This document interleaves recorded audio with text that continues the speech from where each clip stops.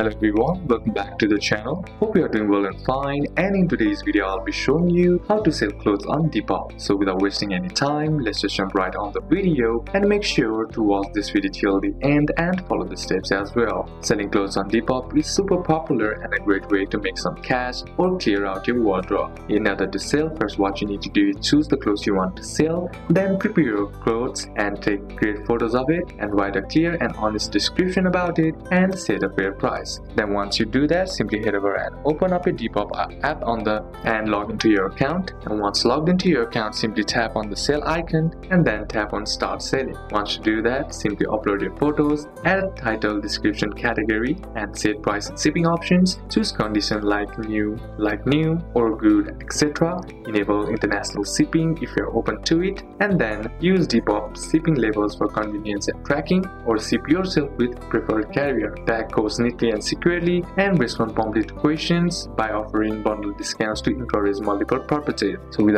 that's it for today's video, guys. Hope this video was useful to you. Leave a like if it did, comment down any questions that you have, and see you soon on the next one.